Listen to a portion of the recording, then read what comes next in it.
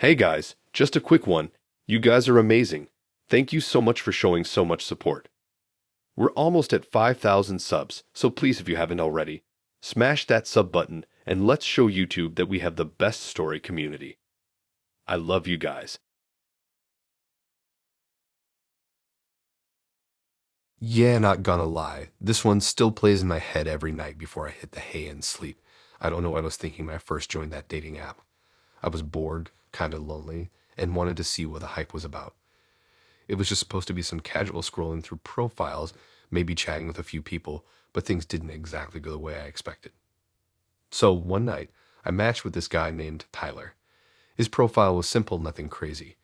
Just a couple of selfies and a bio that said, looking for good vibes and new adventures. Seemed chill enough. He had a decent smile, and his interests were pretty much the same as mine: movies, hiking, playing guitar. The usual stuff. We started talking, and for the first few days, it was totally normal. We had a couple of those what's your favorite movie convos, the usual get to know you stuff. But then I noticed something odd. Tyler started asking a lot of questions. Not the typical ones, though. Things like, what's your favorite thing about your apartment? Or, do you live by any parks? I love parks. I mean, it was a little weird, but I brushed it off. People just ask personal stuff, right? Then one day he asked me where I'd grown up. I told him the name of my hometown and just left it at that. The next day he messaged me again saying, I bet you missed that little bakery near the park. Now that was strange. No one really knew about that bakery except for locals, and I hadn't told him where I was from until that exact moment. So I asked him, how do you know about it? And he said, oh, I drive by there all the time when I'm in the area. Now, I wasn't an expert on stalking, but that felt off to me. Still, I didn't really want to sound paranoid, so I didn't block him or anything. I thought maybe he was just a little too observant, but people can be a little weird sometimes, right? A few days later, he sent me another message. It was a picture. Just a normal photo of a street, but the weird thing was, I recognized it. It was the street I lived on, the exact spot where I'd parked my car earlier that day. I had parked near the corner, and there it was, the picture of that exact corner, like he had taken it from a distance. I freaked out. He'd never been to my place. I'd never told him where I lived. So I did what any sane person would do. I blocked him. I deleted the app and tried to forget about the whole thing. But that's when things got weirder. A week later, I started getting texts from random numbers. Just a few words here and there, like, I see you're home, or hope you're doing okay. It freaked me out, but none of them had his name. I thought maybe it was a coincidence, or maybe some weird prank. But the messages kept coming, and I couldn't shake the feeling that it was him, Tyler. A few nights after that, I was sitting in my living room scrolling through my phone when I heard a noise outside my window. I thought maybe it was just the wind, but then I heard it again. Like footsteps. I didn't want to look. I didn't want to see who was out there, but curiosity got the best of me. I pulled the blinds just enough to peek out. And there he was, standing across the street, just standing there, staring. Tyler. His face was barely visible in the dark, but I could make out his outline. He didn't move. He didn't do anything. He just stood there, watching my apartment. I ran to lock all my doors and windows, my heart racing. I wasn't sure if he'd see me, but I wasn't going to risk it. I kept the lights off, sat in the darkest corner of my apartment, and just waited, hoping he'd go away. After what felt like forever, I finally peeked again. He was gone. But the thing is, I wasn't crazy. I wasn't imagining it. The next morning, I found a note on my door. Just a simple sentence that made my blood run cold. I'm always around. I'll see you soon. I never saw Tyler again. I moved a few weeks later to a different part of town, and I've deleted every dating app from my phone. But even now, sometimes when I'm out, I'll swear I see someone standing in the shadows just watching. I can't shake that feeling that he's still out there, waiting for the right moment. It's been months since I last heard from him, but every time I get a new message from an unknown number, my heart stops for a second. I don't think I'll ever feel completely safe again. The worst part, I have no idea how long he'd been watching me before I even knew his name. That was my story, guys. Remember, I'm just one case. This happens to so many of us, boys and girls. Just be very careful, my friends. Very careful.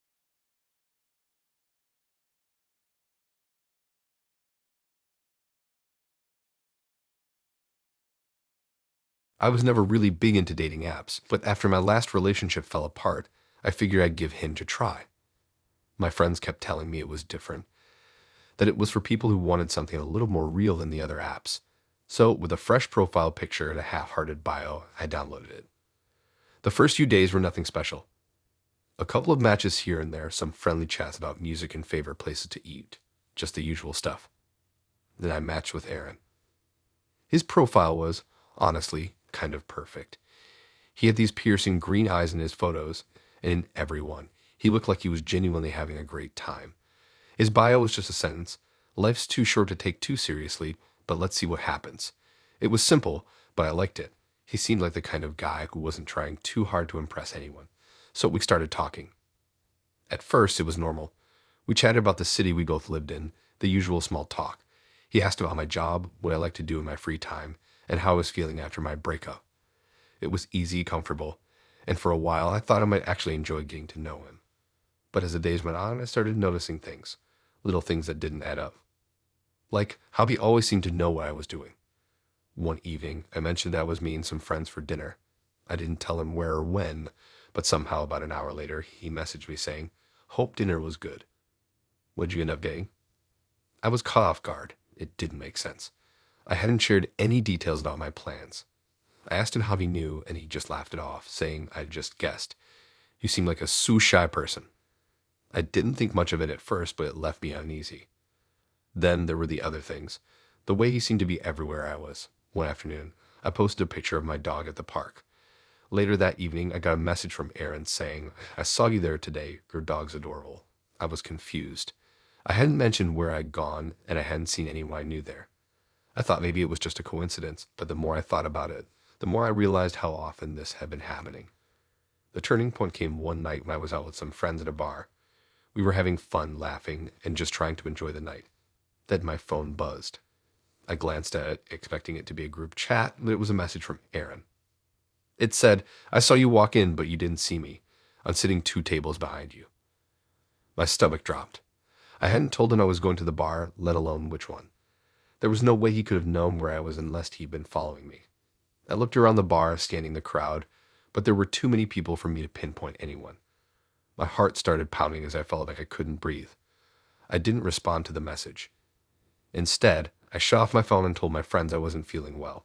I left the bar early, feeling more paranoid than I'd ever felt before. For the next few days, I couldn't shake the feeling that someone was watching me. I started checking over my shoulder, double-checking my locks at night, and becoming hyper-aware of my surroundings. I tried to ignore it, telling myself I was being dramatic, but deep down I knew something was wrong. Then one morning, I woke up to a message from Aaron that made my blood run cold. It was just a simple text. "I'm here." No explanation, no context. Just those 3 words. I checked my front door, windows, and even the hallway outside my apartment. Nothing. But the message lingered in my mind all day. I started feeling like he was closer than ever. That night, I didn't sleep much. Every time I heard a noise, I would bolt up, heart racing, wondering if it was him. The next few days, I couldn't bring myself to even open Hinge. I deleted the app and tried to forget about everything. But the messages from Aaron didn't stop. They started coming from random numbers now, like he was reaching out from a different account, but it was always the same. A message with no explanation, just a strange and cryptic line like, "I'm watching you," or "Don't worry, I'll be around." I called the police after the 5th or 6th message, and they didn't seem too concerned. They said it could just be someone messing with me, but to be honest, they didn't take it seriously. They told me to block the numbers and maybe get some security cameras. I was terrified to leave my apartment. Every day I felt like I was being followed, like he was out there somewhere, always one step ahead of me. The worst part, I started to think I had seen him once or twice in the crowd, standing in the distance with those piercing green eyes, watching me. But every time I looked, he was gone.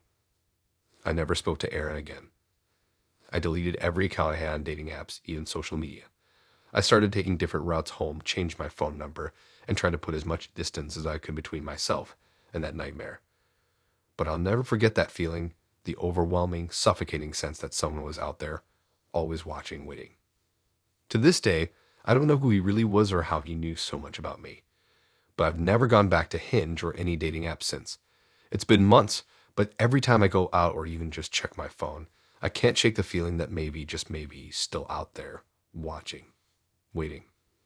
If you're out there using dating apps like Hinge, just be careful. You can never really know who's on the other side of the screen. Some people are just looking for love. Others, though, they're looking for something else.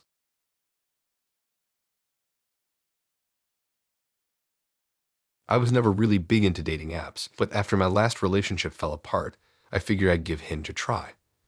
My friends kept telling me it was different, that it was for people who wanted something a little more real than the other apps. So, with a fresh profile picture and a half-hearted bio, I downloaded it. The first few days were nothing special. A couple of matches here and there, some friendly chats about music and favorite places to eat, just the usual stuff.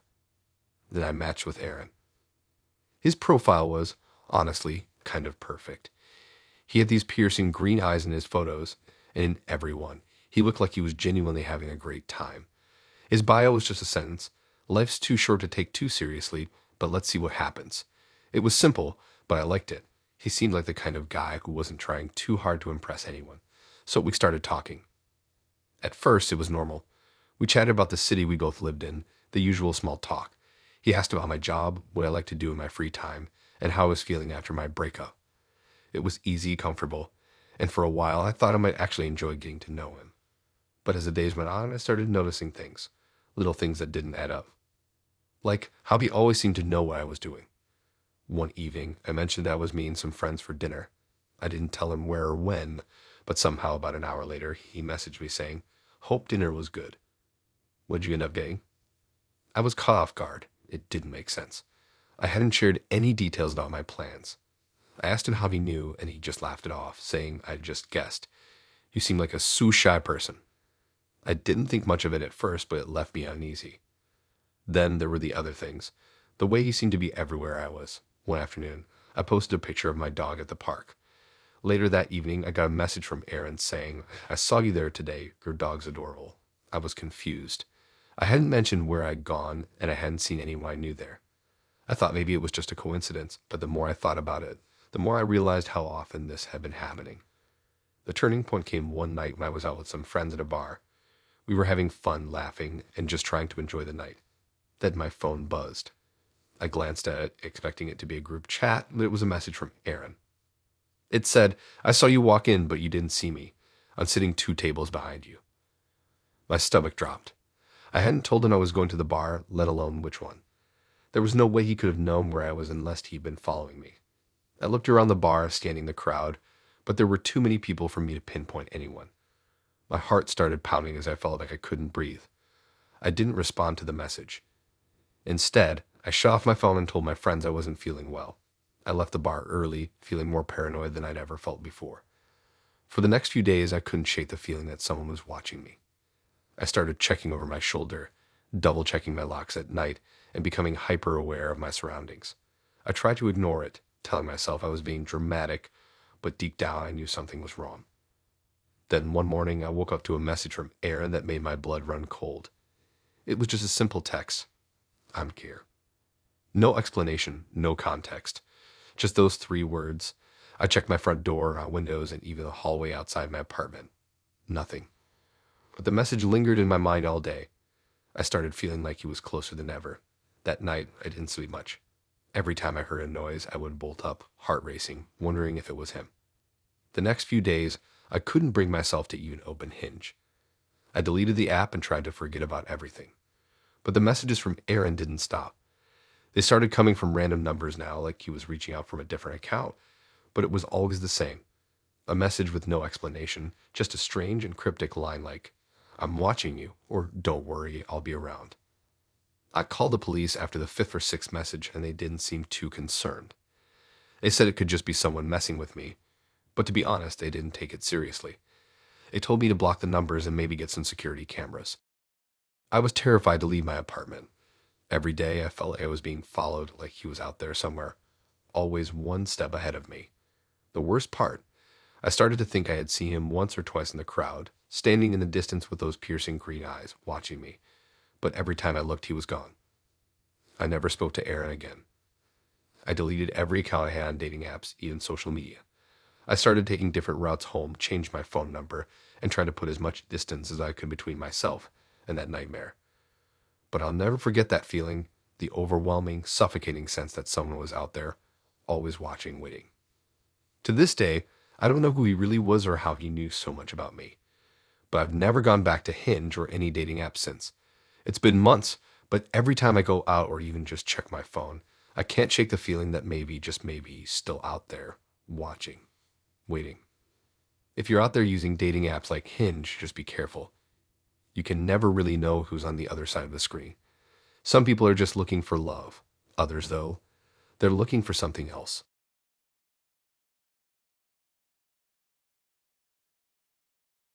I never thought I'd end up on Tinder. I always thought it was for people just looking for casual hookups or whatever. But after being single for months and dealing with the whole you'll find someone when you stop looking nonsense, I decided to try it. At least there I could swipe and chat, and if it didn't work out, it was just a little conversation with someone new. No harm, no foul, right? So I made my profile one night, slapped up a decent picture of me at a friend's birthday, and threw in a short bio about how I love to travel and spend time outside. I wasn't expecting much, just a way to pass the time and maybe meet someone interesting. The first few days were nothing too special. A couple of matches here and there, a few casual chats. Then one night I matched with Ben. His profile was, well, let's just say it wasn't anything out of the ordinary. He had a couple of pictures where he looked like he was hiking or hanging out with friends, and his bio was simple, let's see where this goes. Nothing weird, nothing that screamed run for the hills, so I figured why not. We started talking, and at first it was normal. He was funny, and our chat seemed lighthearted and easy. But after a few days, things took a turn. The first thing that fell off was how much he seemed to know. I'm not talking about the usual, so what do you like to do for fun? Questions. He started asking about things I hadn't mentioned in the chat. I remember one night I posted a picture of my dog on my Instagram story, and the next morning I got a message from Ben. Your dog looks like she loves the park. Hope you had fun yesterday. Now, I hadn't told Ben about my dog, let alone where I took her, and I had only posted the story a few hours earlier. I didn't think too much of it. Maybe he just followed me on Instagram and had seen it, but still, the timing felt strange. A few days later, things got creepier. I was hanging out with some friends at a bar. It was a Friday night, so the place was packed. I didn't post about it anywhere, and I hadn't told anyone I was going out. But as soon as I sat down, my phone buzzed. It was a message from Ben. Looks like you're at bar name. I thought I saw you walk in earlier. I froze. How the hell did he know where I was? I didn't even tell him what bar I was going to, let alone check in anywhere. I just replied with something casual like, yeah, it's a fun spot. See you around. He didn't respond right away, but I couldn't shake the weird feeling in the pit of my stomach. The next day, I ran into the same issue. I went to grab a coffee, nothing special. But when I checked my phone a few minutes after I got there, there was another message from Ben. You should try the iced shea here. It's amazing. I hadn't even mentioned what I was getting or that I was at that specific coffee shop. By this point, I was getting uncomfortable, but I didn't want to overreact. Maybe he was just one of those people who had a really good memory, or maybe he was guessing. But the more I thought about it, the more it felt like something wasn't right. Then it got worse. I started noticing things in my apartment. The first time it happened, I had just gotten home from work. I sat down on the couch trying to unwind, and as I was flipping through Netflix, I heard a knock on my door. I wasn't expecting anyone, so I peeked through the peephole. No one was there. Weird, right? But I just shrugged it off. Maybe someone had knocked and left before I got to the door. But then, a couple of days later, I came home again and found something odd. My living room window was slightly ajar. I never leave it open, especially since it faces the street. The window was always closed when I left, but it wasn't when I got back. I didn't want to jump to conclusions, but I started getting paranoid. Maybe I had forgotten to close it before leaving, but the timing felt off. It was like someone had been in my apartment, but who? The worst part, that night I got another message from Ben. You left your window open today. Don't forget to lock up, okay? That was it for me. I didn't reply. I blocked him immediately and deleted the app. But the messages didn't stop. They came from random numbers now. I tried to block them, but it was like a new number would pop up every time.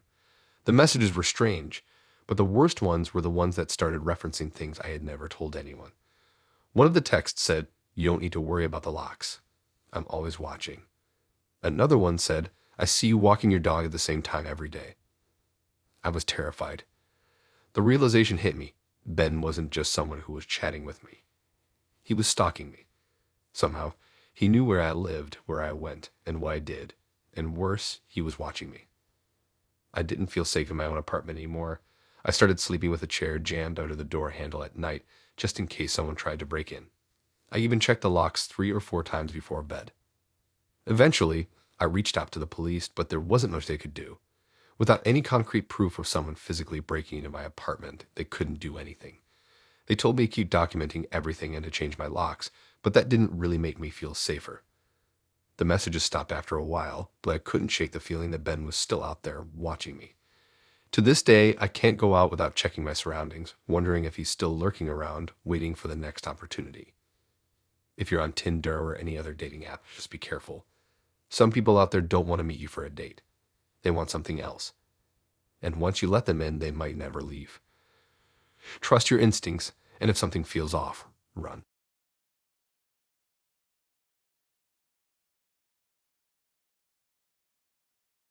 I'd never really thought much of dating apps.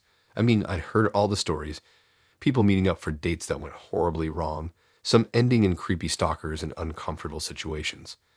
But after I broke up with my longtime boyfriend, I thought maybe it was worth a shot. Bumble seemed like a safe bet. It wasn't as sketchy as some other apps, and it had that whole girls make the first move thing going for it. Seemed harmless enough, right? So I set up my profile with a couple of decent pictures. I wasn't trying too hard, just a couple of shots of me out with friends, a few selfies at the beach, and a line in my bio about how I loved reading and cooking. I didn't expect much. It was just something to fill the time. The first few matches were fine. Nothing exciting, just casual chatting. And then I matched with Ethan. His profile seemed pretty normal, just a guy who looked like he spent a lot of time outdoors, hiking, skiing, that kind of thing. His bio was short and sweet, looking for someone who doesn't take life too seriously. At first, our conversations were normal.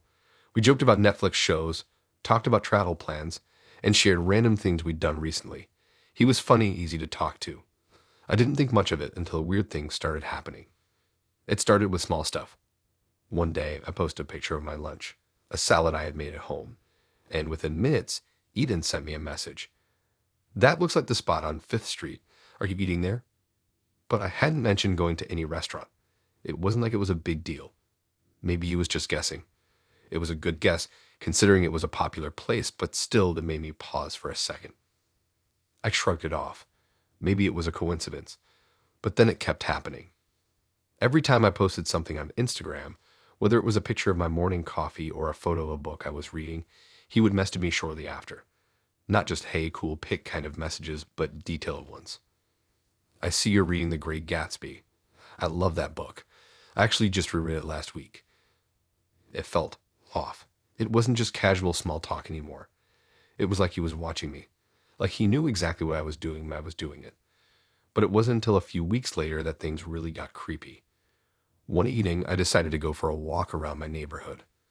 I didn't post anything about it on social media, didn't tell anyone where I was going, just a normal walk to clear my head. As I walked around the block, I couldn't shake the feeling that I was being watched. Every time I turned a corner, I felt like someone was behind me, just out of sight. I tried to ignore it. I'm a pretty paranoid person to begin with, so I figured it was just my imagination. But then my phone buzzed. It was a message from Ethan. "Nice evening for a walk, huh? I just saw you turn the corner by the coffee shop." I froze. There was no way he could know where I was. I hadn't told him about my walk. I hadn't posted anything about it. I quickly turned around and rushed home, merely glancing at my phone as I read his message again. "I hope you're enjoying the walk. I'll be waiting for your next update." I blocked him immediately. It was too much. I felt sick to my stomach. I couldn't figure out how he was doing it, how he knew where I was at all times. I deleted my Bumble profile that night, hoping that would be the end of it. But it wasn't. The messages kept coming, from different numbers. At first, it was just texts. "I saw you at the grocery store today. You looked pretty. I saw you walking your dog this morning. She's so cute." Then it escalated. I started finding strange things outside my apartment, little notes taped to my door, messages scrawled on pieces of paper that said things like, "You're perfect, and I'm watching." I started feeling like I was losing my mind. How could he be everywhere? How did he know where I was? I checked my locks every night. I started carrying pepper spray in my bag. I stopped going out at night unless I was with friends, and even then, I couldn't shake the feeling that someone was following me. A few days later, I got a message that made my blood run cold. I know you're scared, but don't worry, I'm not going to hurt you. I just want to watch you. That was it. I couldn't take it anymore. I called the police. It didn't take it seriously at first. It told me then, until he actually broke into my apartment or physically confronted me, there wasn't much they could do. I was terrified. I didn't know what to do. I moved into a new place, changed my phone number, and erased everything about my old life from social media. But no matter what I did, I couldn't shake the feeling that he was still out there, that he was still watching. I never went back to Bumble, or any dating app for that matter. I couldn't. It's been a year now, and I've tried to move on. I've changed my routines. I'm more careful about where I go, and I still check my locks every night. But sometimes when I'm walking down the street or sitting in a cafe, I can't help but feel a pair of eyes on me. I can't shake the thought that somewhere out there, Ethan is still watching, waiting.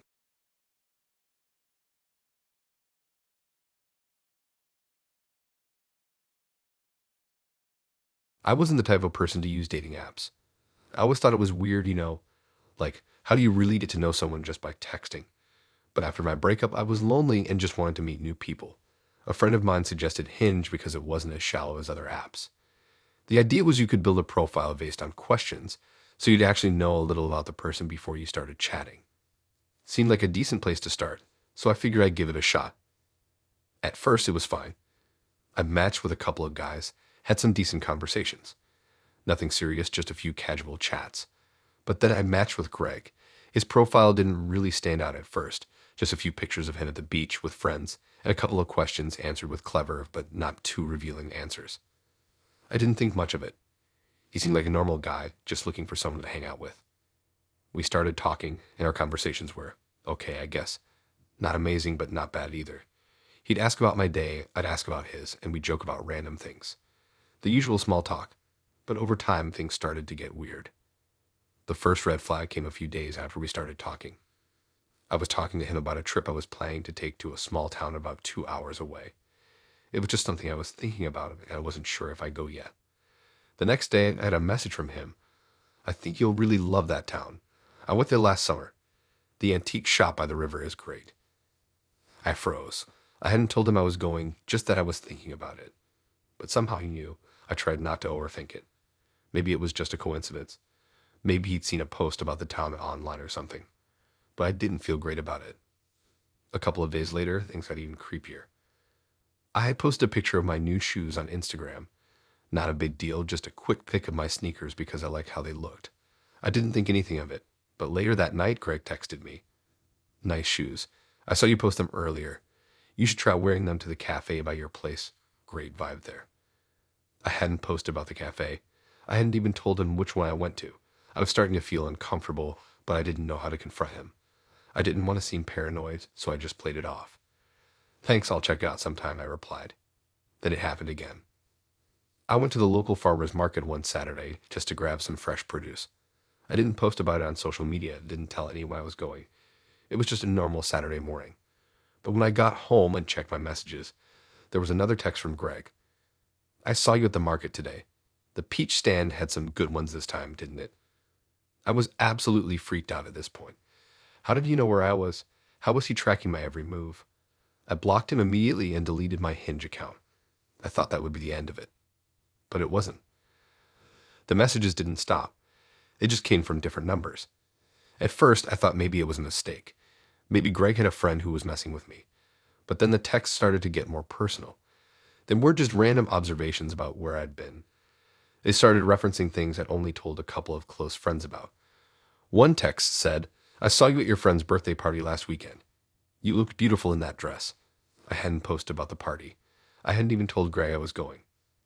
Then one night, I came home late from work and found my front door slightly ajar. I live in an apartment building. I'm very careful about locking my door. I know for a fact I'd locked it when I left, but it was open just enough for me to see a sliver of the dark hallway outside. I pushed the door open slowly, heart racing, but there was no one there. I checked the locks again and made sure everything was secure. I didn't sleep that night. The next morning, I checked my phone, and there was another message from Greg. Don't worry, I'm not in your apartment. I'd just like to keep an eye on you. I wasn't the type of person to use dating apps. I always thought it was weird, Like, how do you really get to know someone just by texting? But after my breakup, I was lonely and just wanted to meet new people. A friend of mine suggested Hinge because it wasn't as shallow as other apps. The idea was you could build a profile based on questions, so you'd actually know a little about the person before you started chatting. Seemed like a decent place to start, so I figured I'd give it a shot. At first, it was fine. I matched with a couple of guys, had some decent conversations. Nothing serious, just a few casual chats. But then I matched with Greg. His profile didn't really stand out at first. Just a few pictures of him at the beach with friends and a couple of questions answered with clever, but not too revealing answers. I didn't think much of it. He seemed like a normal guy, just looking for someone to hang out with. We started talking, and our conversations were okay, I guess. Not amazing, but not bad either. He'd ask about my day, I'd ask about his, and we'd joke about random things. The usual small talk. But over time, things started to get weird. The first red flag came a few days after we started talking. I was talking to him about a trip I was planning to take to a small town about 2 hours away. It was just something I was thinking, that was it. I was terrified. I didn't know what to do. I had no idea how he was finding me or how long he'd been watching me. I called the police, but they didn't take it seriously at first. They said that without any physical proof, there wasn't much they could do. They advised me to keep a record of the messages and any other odd occurrences.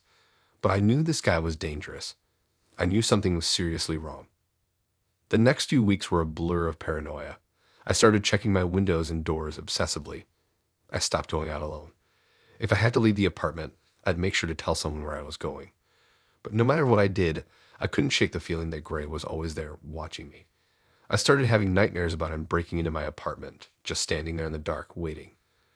Then one night, things got even worse. I was lying in bed, trying to fall asleep when I heard a noise outside my window. I thought it was just the wind at first, but then I heard it again, this time closer. It sounded like footsteps. I was paralyzed with fear. I grabbed my phone and sent a quick text to a friend, telling them what was happening just in case something went wrong. The footsteps stopped. Then came the text from Greg. I'm right outside. Just wanted to see if you were okay. I couldn't breathe. My heart was pounding in my chest, and I thought I might pass out.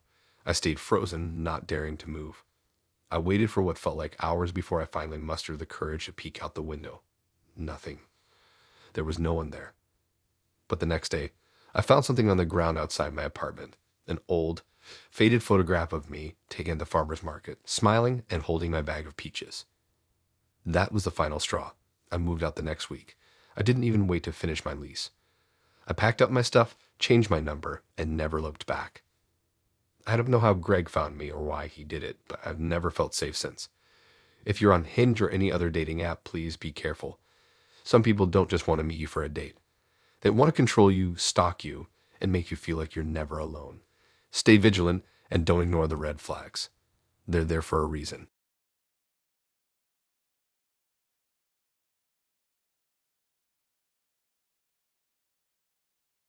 I was always hesitant about dating apps. I mean, I had heard the horror stories. You know, the ones where people meet up with a stranger and things go terribly wrong. But after a tough breakup and spending weeks getting back on my feet, I thought it wouldn't hurt to give it a try. I ended up choosing OkCupid because it seemed like it had a little more substance than some of the others. The profile building aspect felt less superficial, and it was free. Plus, you could be more specific about what you were looking for, which seemed like a better way to avoid wasting time.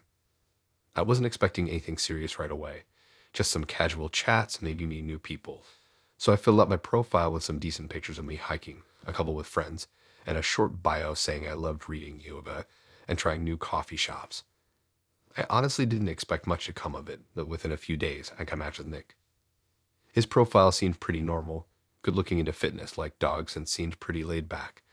We started chatting, and he was polite, a little sarcastic in a charming way, and it was easy to talk to him.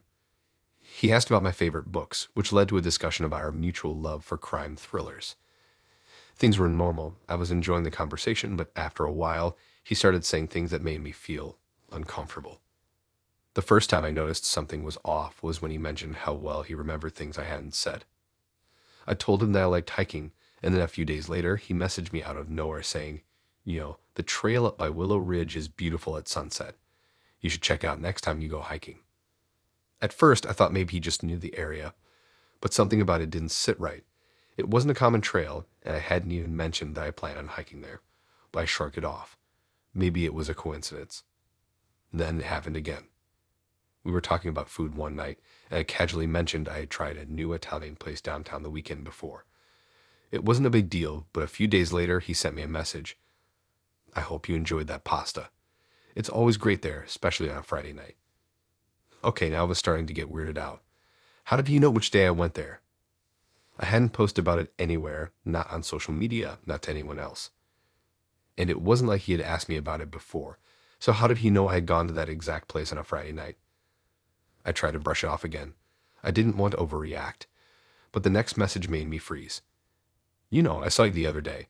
You were walking into the bookstore on Maple Street, wearing that red jacket. Looked like you were deep in thought, staring at the books. I was sitting on my couch when I read that, and I couldn't breathe for a second. I didn't say anything to Nick about going to that bookstore. I hadn't even talked to anyone about it. And he wasn't just saying he thought he saw me, he was certain about the details. That night, I blocked him. I deleted my OkCupid account and thought that would be the end of it. I felt better, like maybe I was just overthinking things. Maybe it was just a strange coincidence. But the next day, things escalated. I got a message, but it wasn't from Nick. It was a random number. I figured it was spam, so I almost ignored it, but curiosity got the best of me. The message was simple. You can't block me. I know where you live.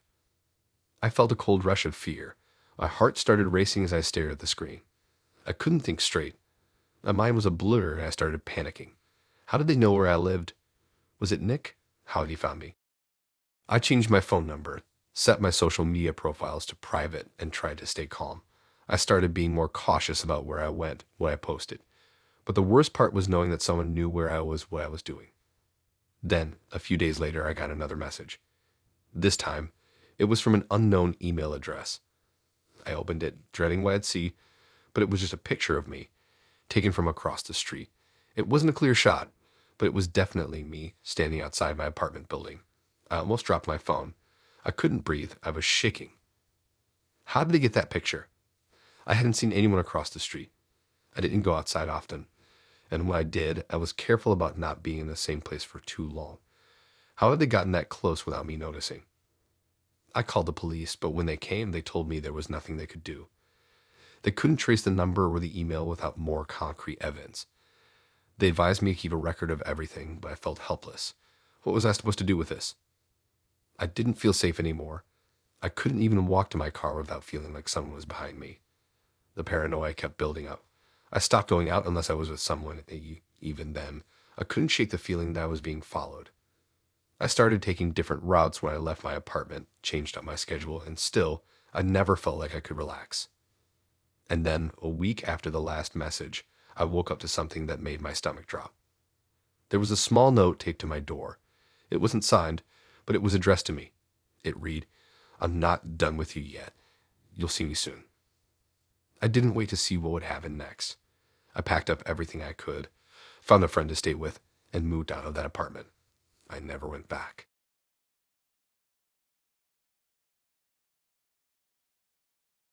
I never really expected anything serious when I first got on Bumble. I'd been single for a few months after a messy breakup, and I just wanted someone to talk to. I wasn't even really looking for a relationship, more like casual conversations and maybe a coffee date or two. But things didn't work out that way. I'm still haunted by the memory of the guy I met there. His name was David, and he messaged me first. His profile was pretty standard. He had a nice smile, a couple of decent pictures, and he seemed like he had his life together. Nothing weird, just a normal guy. He was into hiking, dogs, and cooking, which were all things I liked too. We started chatting about books and music, which felt pretty safe. I was cautious, but it wasn't like he was making any red flags go off. A few days in, he asked if I wanted to meet up. Nothing too fancy, just grabbing a drink at a local bar, he said. I agreed, thinking it would be a nice, low-pressure way to get to know him in person. When I arrived, David was already there, sitting at the bar with a drink in front of him. He looked just like his pictures, so I wasn't worried. We made small talk at first, which was fine. He was friendly, a little nervous maybe, but nothing out of the ordinary. The conversation flowed, and as the night went on, I started to feel a little more comfortable. That's when things started getting weird. We were talking about our childhoods, and I mentioned that I grew up in a small town. David seemed really interested in this and asked a lot of questions about it, things that were a little too specific. Did you have that old ice cream shop down by the library? What was the name of that park with a big oak tree? I bet you spent a lot of time there. It wasn't the questions themselves that bothered me, it was the way he asked them. He sounded like he was pretending to know these places, like he had some personal connection to them. I brushed it off, thinking he was just trying to connect. Maybe he'd read about my town or had visited there before. People often get nostalgic about random things. But then he mentioned something that made my blood run cold. I saw you last week at that little bookstore you like, he said, casually, as if we were talking about the weather. You were in the back section, looking at the travel books, right? I froze. I hadn't told him about that bookstore. Hell, I didn't even post about it anywhere online. I'd gone there on a whim, just looking for something to pass the time. How did he know that? I don't think I've mentioned that place to you before, I said, trying to keep my voice steady. David smiled, almost like he hadn't noticed how weird he sounded. Oh, no, I just remember seeing you there. You had that blue scarf on, right? At this point, I was no longer pretending to feel comfortable. My stomach was in knots, and I felt a chill in the air, even though the bar was warm. It wasn't just the bookstore. The way he spoke made it clear he was following me, or at least watching me without me even knowing. I tried to brush it off. I told myself I was overthinking things, that I was just tired. But every time I looked at him, I noticed how calm he was, how eerily calm for someone who was talking about things they shouldn't know. The evening dragged on, and the conversation turned even more personal. He asked if I was seeing anyone else, and then he asked if I lived alone. I was about to tell some stranger that, but I answered as casually as I could. No, I live with a roommate. I could tell he was processing this answer, like he was trying to figure out something about me. I was starting to feel like I needed to leave, but I didn't want to seem rude. I made a joke to lighten the mood, but he didn't laugh. Instead, he looked at me with this strange intensity. I think we should hang out again, he said, his voice soft but firm. I'd really like to spend more time with you. I think we could get along really well. The vibe shifted. It wasn't a suggestion anymore. It was an order, like he was making up his mind about something. I could feel my heart pounding in my chest. I quickly excused myself, saying I had an early day ahead and needed to head out. David didn't argue, but as I stood up to leave, he said something that made me freeze in my tracks. Don't worry. I won't follow you home. I know where you live anyway. I didn't say anything. I grabbed my coat and walked out as quickly as I could, my breath short, hands shaking. The moment I stepped out into the cold night air, couldn't shake the feeling that someone was watching me. I didn't even make it back to my car before I checked my phone. There was a message from David, sent just a few minutes ago. I'm glad we finally met. I'll see you soon. I'll be watching. That was it. That was all he wrote. I rushed to my car, locked the doors, and drove home in a daze. I felt like I was being followed, even though I kept glancing in my rearview mirror and there was no one there. I couldn't shake the feeling of dread that had settled deep in my chest. When I got home, I bolted the doors and closed the blinds. I sat on my couch, staring at my phone, trying to figure out if I was just being paranoid or if something was really wrong. I decided to text my friends, but just before I hit send, my phone buzzed again. It was a message from an unknown number. Hey, you're home. I just wanted to let you know there's no need to lock the doors. I have a key. My heart stopped. There was no way. I hadn't given anyone my spare key. I quickly turned off my phone and locked myself in my bedroom. I didn't know if he was outside my house, if he was watching me right now, but I couldn't bring myself to leave. The thought of someone having that kind of control over me was terrifying. I never heard from David again, but I couldn't help feeling like I was always looking over my shoulder after that night. I deleted my Bumble account and avoided dating apps altogether. The fear never went away, though. To this day, I can't go to a bookstore without feeling a bad sense.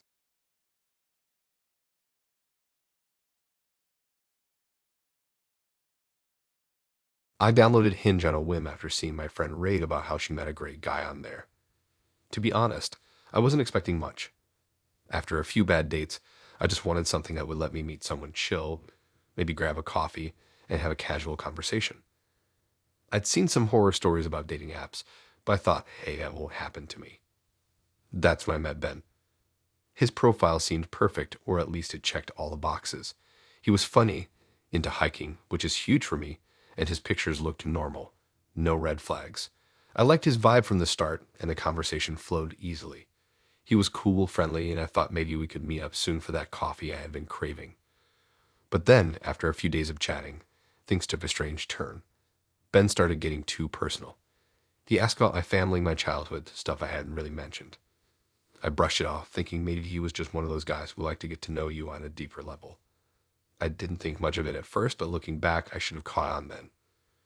One night, after a long conversation about our favorite childhood memories, Ben asked me to send him a picture of myself. It wasn't a big deal. I'd sent him a few already.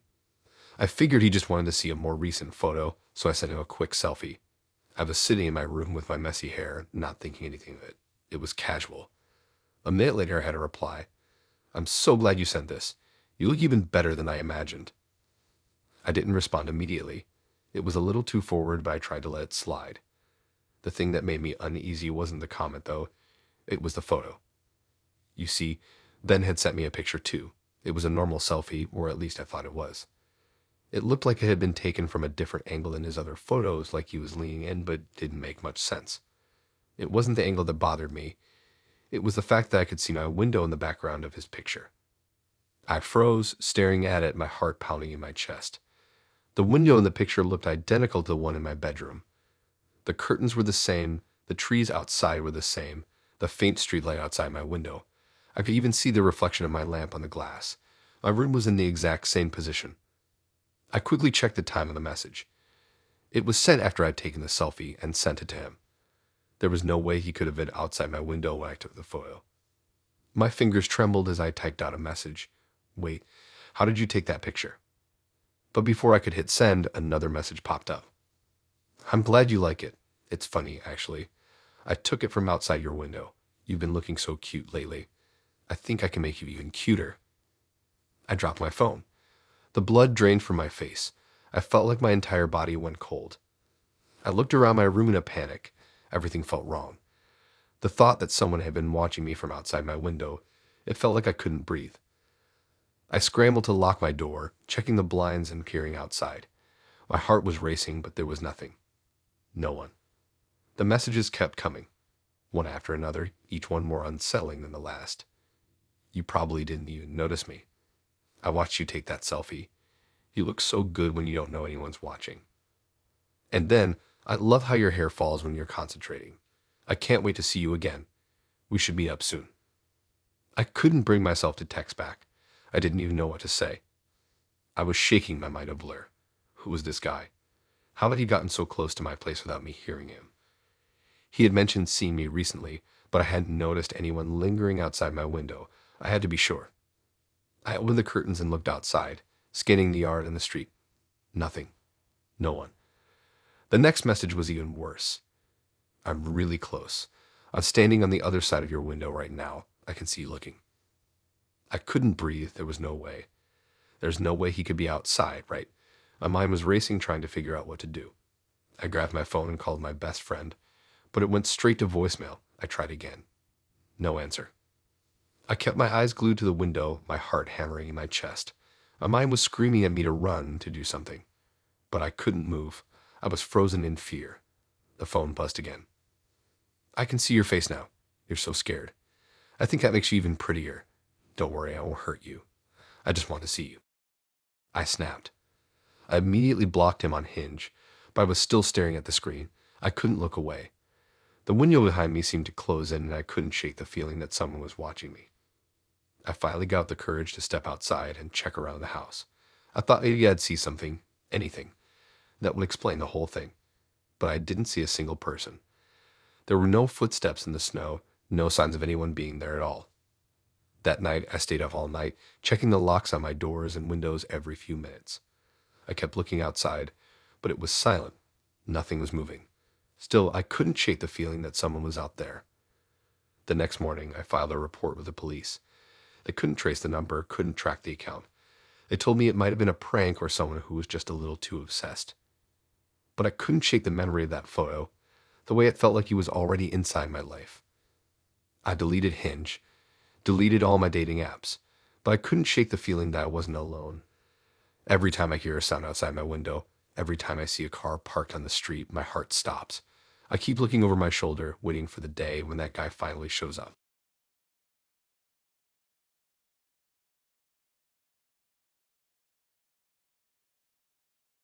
I downloaded Hinge on a whim after seeing my friend rave about how she met a great guy on there. To be honest, I wasn't expecting much. After a few bad dates, I just wanted something that would let me meet someone chill, maybe grab a coffee, and have a casual conversation. I'd seen some horror stories about dating apps, but I thought, hey, that won't happen to me. That's when I met Ben. His profile seemed perfect, or at least it checked all the boxes. He was funny, into hiking, which is huge for me, and his pictures looked normal. No red flags. I liked his vibe from the start, and the conversation flowed easily. He was cool, friendly, and I thought maybe we could meet up soon for that coffee I had been craving. But then, after a few days of chatting, things took a strange turn. Ben started getting too personal. He asked about my family, my childhood, stuff I hadn't really mentioned. I brushed it off, thinking maybe he was just one of those guys who like to get to know you on a deeper level. I didn't think much of it at first, but looking back, I should have caught on then. One night, after a long conversation about our favorite childhood memories, Ben asked me to send him a picture of myself. It wasn't a big deal. I'd sent him a few already. I figured he just wanted to see a more recent photo, so I sent him a quick selfie. I was sitting in my room with my messy hair, not thinking anything of it. It was casual. A minute later, I got a reply. "I'm so glad you sent this. You look even better than I imagined." I didn't respond immediately. It was a little too forward, but I tried to let it slide. The thing that made me uneasy wasn't the comment, though. It was the photo. You see, Ben had sent me a picture too. It was a normal selfie, or at least I thought it was. It looked like it had been taken from a different angle than his other photos, like he was leaning in, but it didn't make much sense. It wasn't the angle that bothered me. It was the fact that I could see my window in the background of his picture. I froze, staring at it, my heart pounding in my chest. The window in the picture looked identical to the one in my bedroom. The curtains were the same, the trees outside were the same, the faint streetlight outside my window. I could even see the reflection of my lamp on the glass. My room was in the exact same position. I quickly checked the time on the message. It was sent after I'd taken the selfie and sent it to him. There was no way he could have been outside my window when I took the photo. My fingers trembled as I typed out a message. "Wait, how did you take that picture?" But before I could hit send, another message popped up. "I'm glad you like it. It's funny. Actually, I took it from outside your window. You've been looking so cute lately. I think I can make you even cuter." I dropped my phone.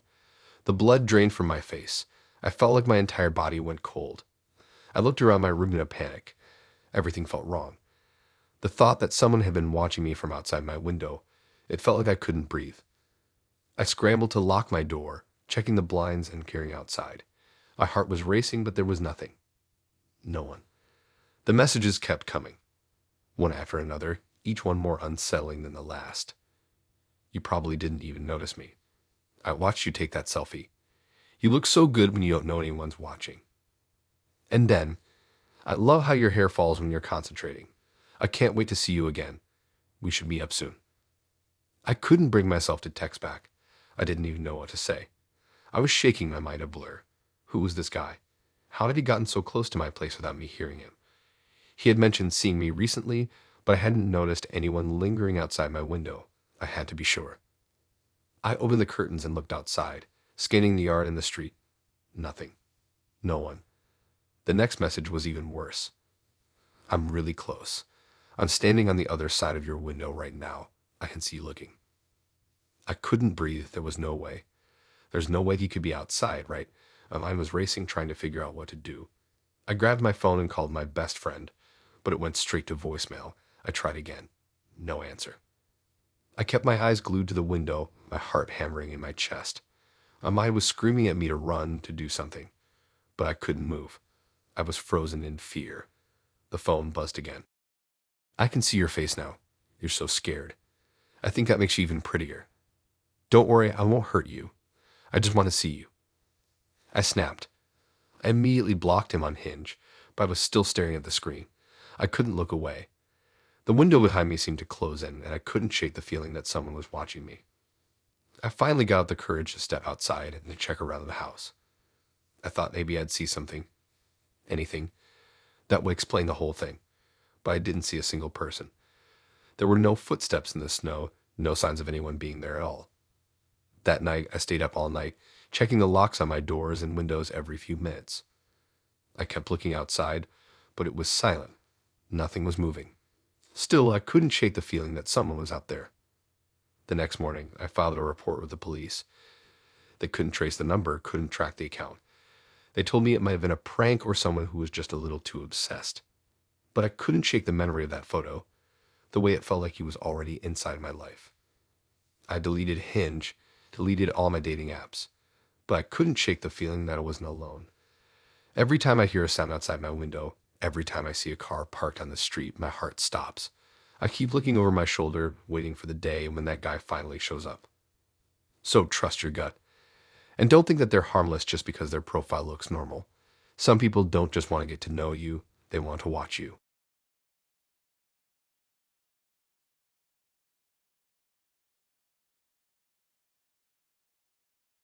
It started when I downloaded Tinder one night out of pure boredom. I was stuck in a city I didn't know well, on a work trip, staying in a hotel with no friends to hang out with. I had been thinking about trying the app for a while, mostly to kill time during the nights when I had nothing else to do. I wasn't expecting much. Honestly, I just wanted someone to talk to, someone to hang out with for a few hours, and maybe find something decent while I was in town. One profile stood out. It was a guy named Jake, with a picture of him standing in front of a large mural. He looked attractive enough. Tall, a little rugged, with a smile that seemed genuine. His profile said he was into photography and hiking, two things that I was also into. I swiped right, figuring we'd have a casual chat about our shared interests. Within a minute, I had a message from him. Hey, nice to match. Are you new to town? I know a cool hiking spot if you're interested. I thought it was a little forward but harmless. I'd only just started talking to the guy, and the suggestion seemed pretty typical. I told him I was only there for the week, and sure, I was open to seeing some of the town. We started chatting about different places in the area, and our conversation was normal at first, nothing too odd. He asked me about my favorite trails back home, and I mentioned what I liked in my hometown. Then he replied with something strange. Wow, that's weird, he said. I think I saw you there on that trail last month. You were wearing a red jacket, right? I froze for a second. It was a trail I hiked frequently, but I hadn't told him anything about it. I didn't even mention where I was from, let alone that specific trail.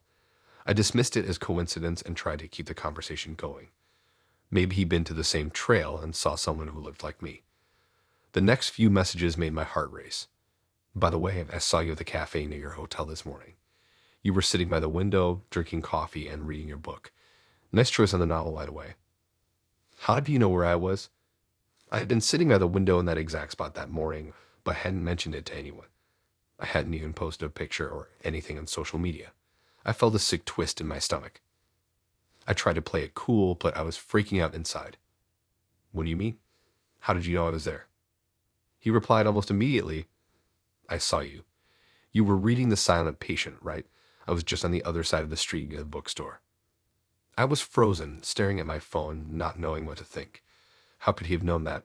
I hadn't told anyone what book I was reading. I hadn't told anyone what cafe I was at. I tried to stay calm. Maybe he was just guessing. Maybe he was stalking my social media. But I hadn't posted anything about where I was staying or what I was doing. The next few messages were even creepier. Did you notice me? I was watching you for a while, just across the street. You looked really nice today. I had to stop texting him. My heart was racing, my palms were sweaty.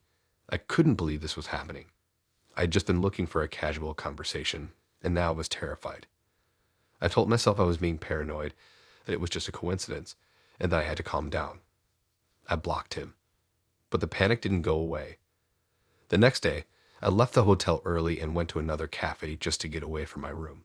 I needed space, but the thought of running into him or seeing someone watching me was gnawing at my mind. I ordered coffee and sat down, trying to act normal, but I kept looking over my shoulder. I didn't feel safe. After a while, I stood up to grab a pastry from the counter, and as I was walking back to my seat, I felt someone's eyes on me. I turned my head to look, and there he was, Jake, standing near the door, holding a coffee, looking right at me. My stomach dropped. How could he be here? I hadn't told him where I was. I hadn't even mentioned the cafe I went to after blocking him. I quickly turned and bolted back to my seat, pretending like I hadn't seen him. My mind was racing with 1,000 thoughts. Was he following me? Had he been watching me this whole time? Jake didn't approach me, but I could see his reflection in the glass. He wasn't leaving. He stood there, just watching me, a small smile on his face. I could feel the anxiety building up in my chest, and I knew I had to leave. I quickly gathered my things and rushed out of the cafe with my heart pounding in my throat. I didn't want to go back to the hotel, but I didn't have much choice. I went back, locking the door behind me and keeping the blinds shut. I texted my friend and told her what happened, but she brushed it off as paranoia. She didn't understand. I didn't understand either, but I knew something was off. The worst part came a few hours later. I checked my phone, and there was a new message from Jake, even though I had blocked him. "Why did you leave so soon? I was hoping we could grab a drink later. Don't worry, I won't follow you again. I just like watching you." I felt my body go cold. I knew I needed to leave the city. I couldn't stay here now after what happened. But as I packed my things, I realized something chilling. He had known where I would be without me ever telling him. He knew everything about my movements, my habits, my likes, and even the books I read. How had he gotten so close to me? I never saw Jake again after that. I left the city the next morning, making sure to change my plans and head straight to the airport. I never looked back, but the feeling of being watched stayed with me. Even months later, I still check behind me when I walk down the street just to make sure no one is following. I don't trust dating apps anymore. There's supposed to be a way to connect with people, but sometimes they connect you to the wrong kind of person. The kind of person who knows too much, and who might just be watching you when you least expect it.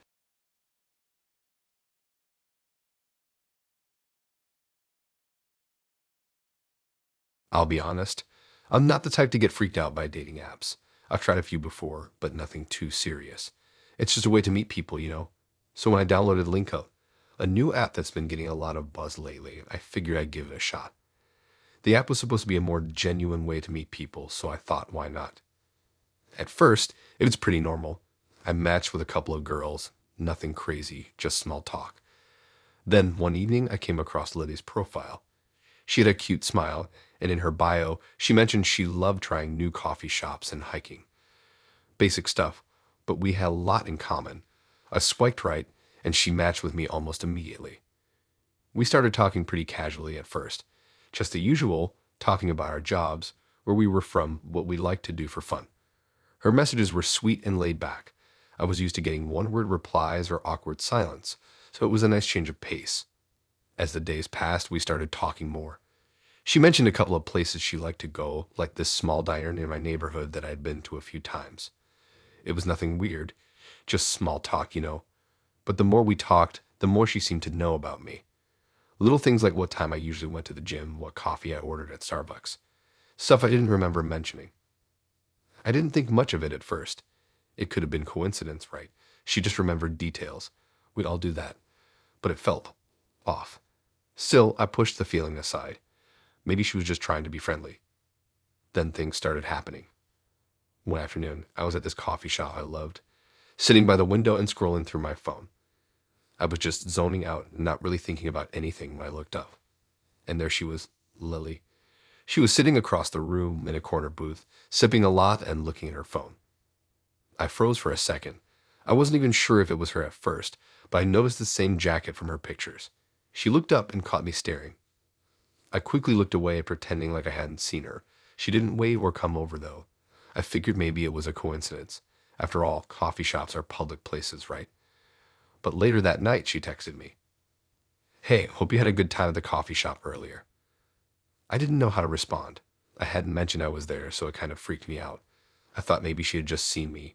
But there was something about the message that rubbed me the wrong way. It was too knowing, like she was keeping track of me or something. Still, I told myself I was being paranoid. Maybe she was just being friendly. I was being ridiculous, right? But then it happened again. A couple of days later, I was at my usual bar, unwinding after work. It was a quiet spot, not too busy, just my kind of place to relax. I was sitting at the bar, sipping my beer when I saw her again. Lily. She was sitting at a table near the back, looking at her phone. I couldn't help but stare. She didn't look up, didn't even acknowledge me. I felt like I was being watched. I tried to shake it off, but the unease settled in deeper. I didn't text her after that. I didn't want to know what she was doing there, why she kept showing up in these places I frequented. Then the next morning, I got a message from her. "Hey, saw you last night at the bar. Hope you had a good evening." I didn't know how to react. I felt like I was being suffocated, like she was in my space in my life, but not in a normal way. She was pushing boundaries that I hadn't agreed to. I blocked her on the app right then and there. But things didn't stop there. I started noticing small things. She would like posts I had shared on social media, posts I hadn't tagged her in, posts she shouldn't have even seen. Then she started messaging me about things I hadn't mentioned, like my work schedule or what gym I went to. How did she know all that? One day, I got home from work and there was a note under my door. I know you're avoiding me, but I'm not going anywhere. I'll be where you are. I didn't know how to react. I wanted to call the police, but I didn't have any proof she was stalking me. It could have been anyone, right? But everything felt like it was escalating. And the worst part, I didn't know where she was anymore. I couldn't figure out how she knew where I was. I started staying home more, not going out unless I had to.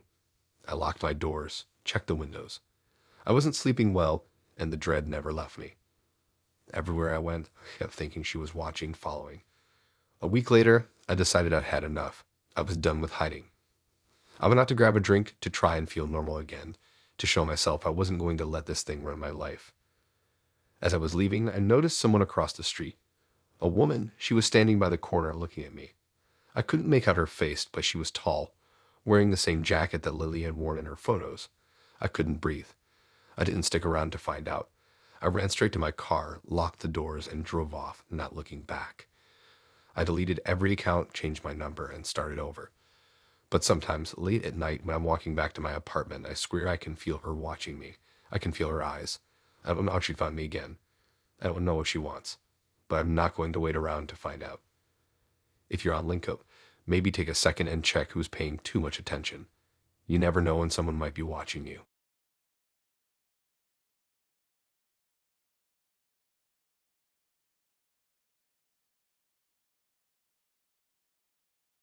It all started on a lazy Sunday afternoon. You know, the kind of day where you got nothing to do and you just feel like scrolling through your phone.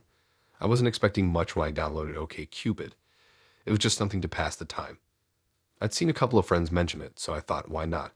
I wasn't really looking for anything serious, just a few chats to fill up the time while I waited for my laundry to finish.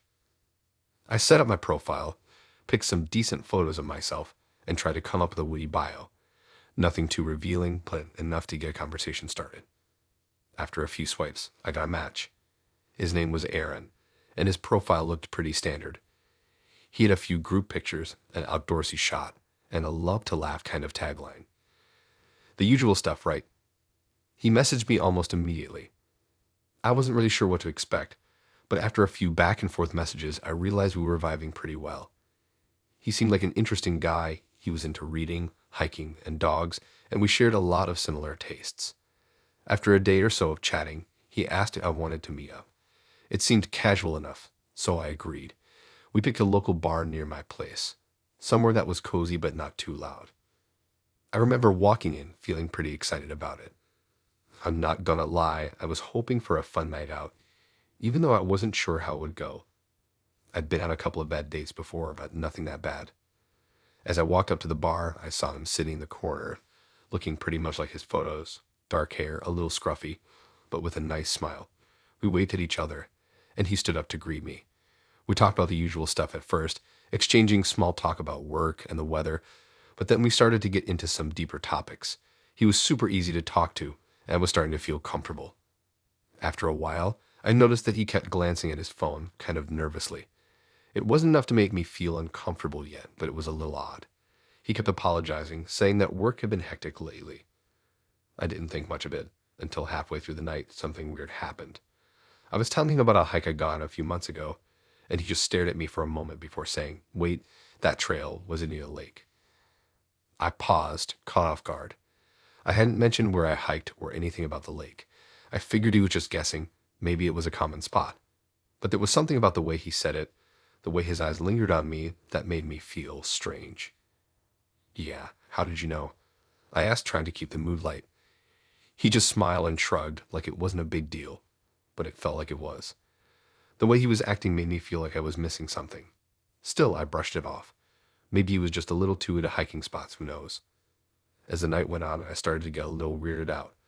Every time I looked at my phone, I saw that he was glancing at it too, but not in a casual way. More like he was trying to sneak a peek, but he was doing it so subtly that I wasn't sure if I was just being paranoid. I didn't say anything, though. I mean, maybe I was overthinking it, right? When the night ended, I walked out of the bar with him, feeling kind of unsettled. He suggested we grab a quick coffee at a nearby shop, which I agreed to. But the whole time, I couldn't shake the feeling that something wasn't right.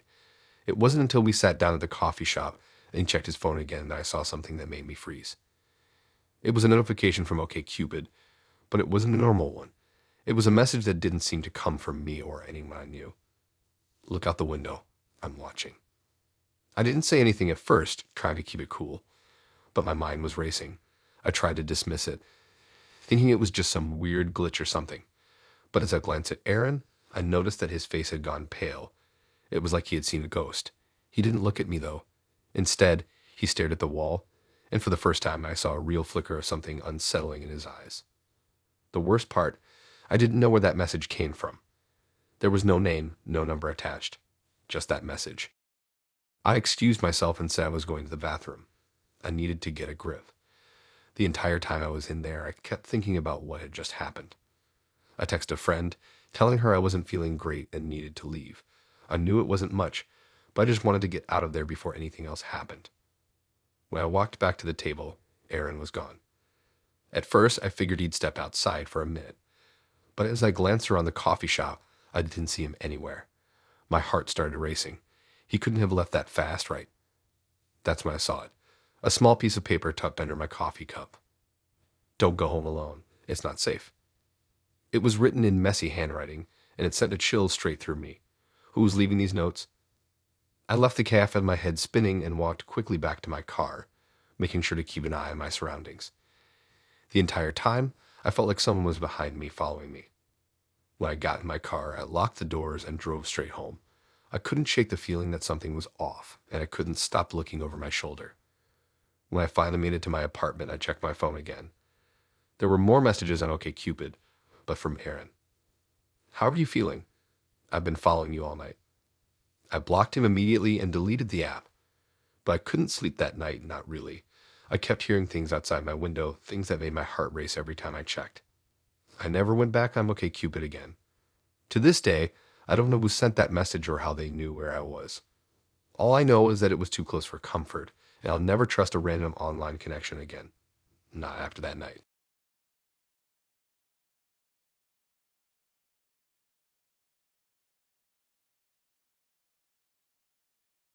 So, I have this friend, Maya.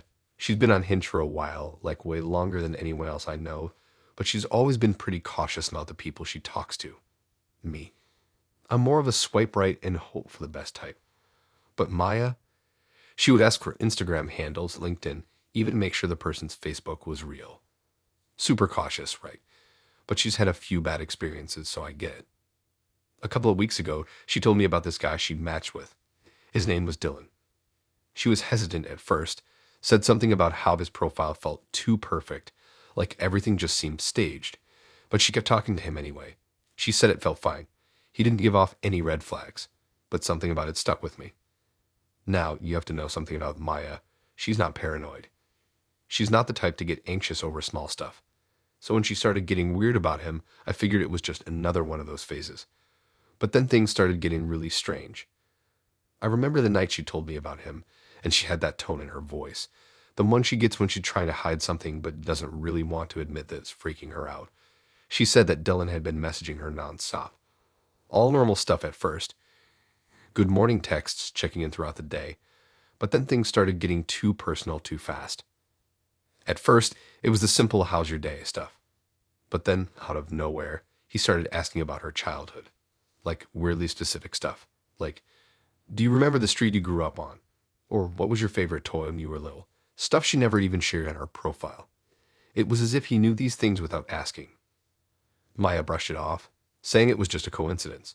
But the thing is, he knew too much.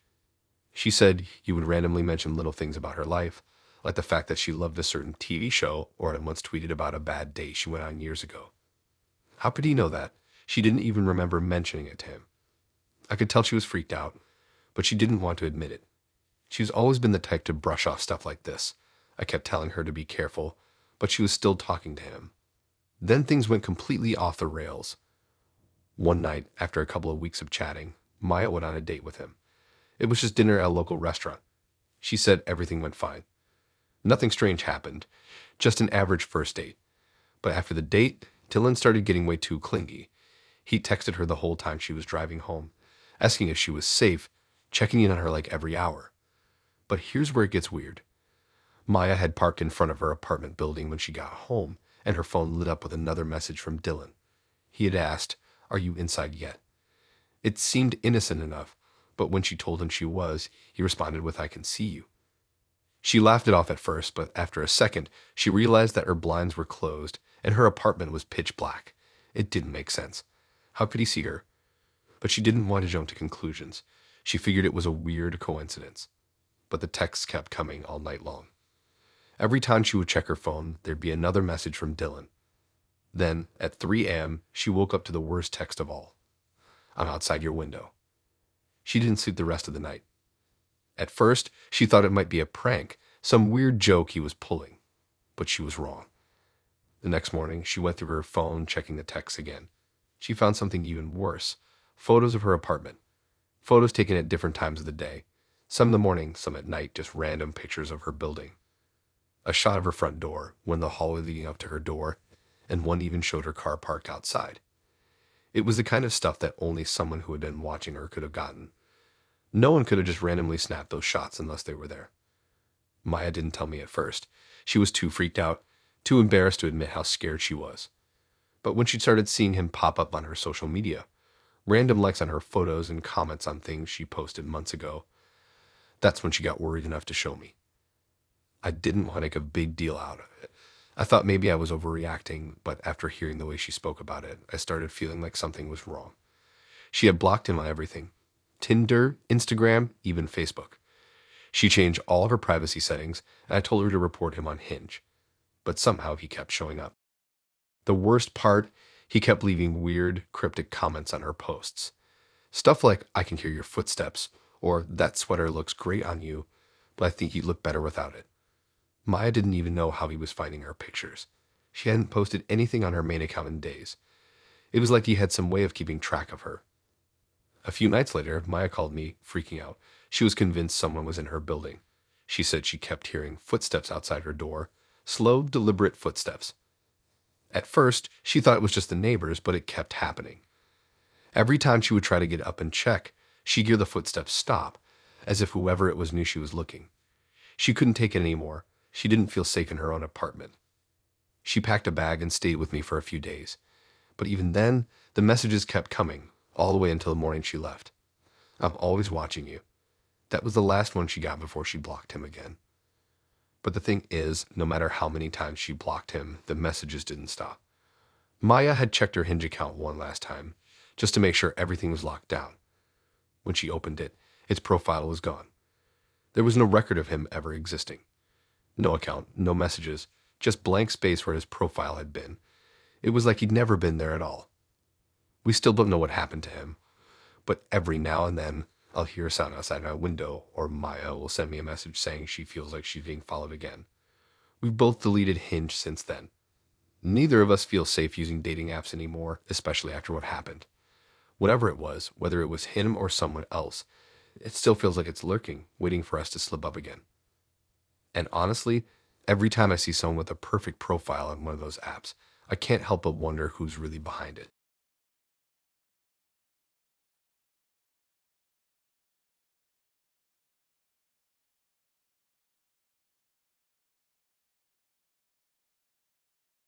Okay, so this is going to sound insane, but I swear to you it really happened.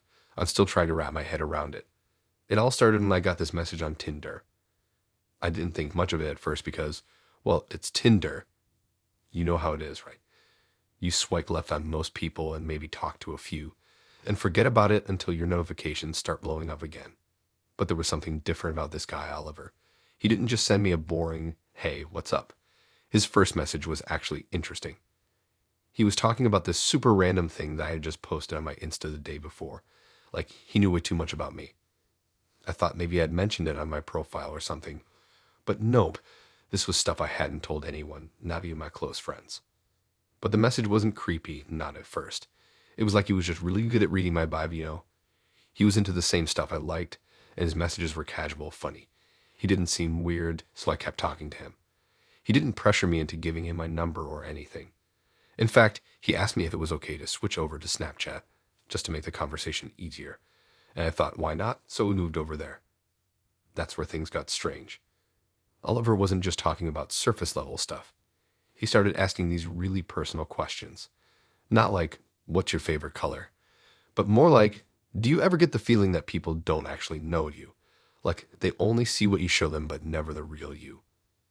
At first, I brushed it off. I mean, who hasn't gotten deep on a dating app, right?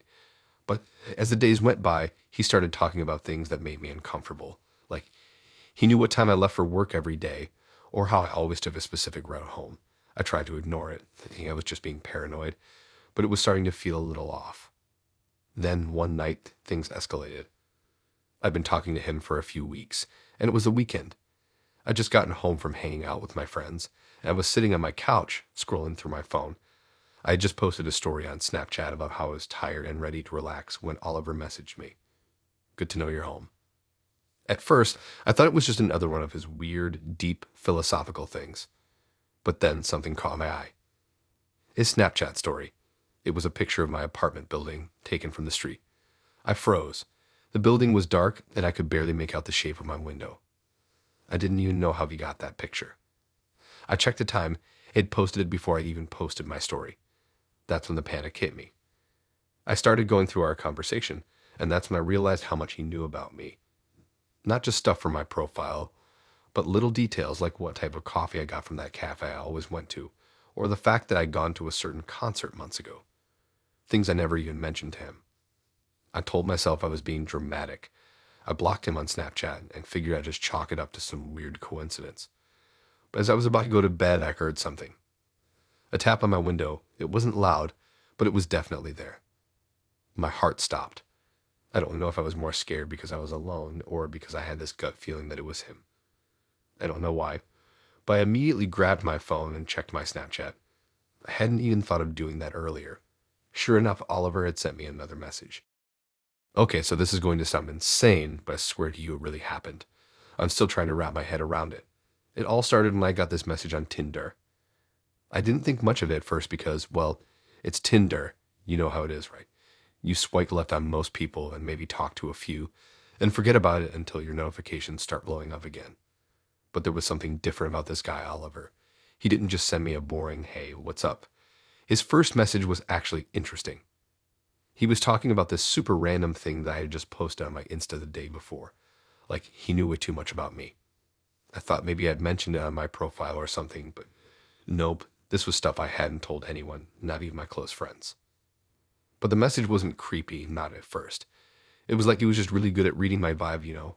He was into the same stuff I liked, and his messages were casual funny. He didn't seem weird, so I kept talking to him. He didn't pressure me into giving him my number or anything. In fact, he asked me if it was okay to switch over to Snapchat, just to make the conversation easier, and I thought, why not? So we moved over there. I see you're not answering. I guess I'll have to wait. I could feel my pulse racing. I didn't know what to do. I wasn't even sure if I was imagining things at that point, but I wasn't taking any chances. I grabbed my phone, dialed my friend Caitlin, and told her what happened. She said to lock my windows and doors, and that she'd come over to stay with me. But by the time she got there, I was a nervous wreck. The whole night felt like a blur. I couldn't sleep, and I kept checking the window. The next day, things didn't get better. My mind was running wild, and I had this constant feeling like someone was watching me. I went to work like normal, but it was hard to focus on anything. Every time I looked around, I half expected to see Oliver standing there, like he knew my every move. It got worse over the next few days. He kept messaging me, but now he wasn't just sending random thoughts or deep questions. He was talking like we were already in some kind of relationship. He'd say things like, I'm happy you're happy, or I like the way you dress when you're at home. It was creepy, like he was watching me constantly, even though I had no idea how. One afternoon, after I had just gotten back from work, I went to the kitchen to grab something to eat. I looked out the window and saw something that made my stomach drop. There was a guy across the street just standing there looking directly at my window. He wasn't doing anything. He wasn't even moving, just staring. I froze, my heart in my throat. It looked like he was just waiting for me to see him. I couldn't even bring myself to open the curtains to get a better look. That's when it clicked. It was him. I wasn't sure how long I stared, But when I finally worked up the nerve to peek again, the guy was gone. I never saw him again after that.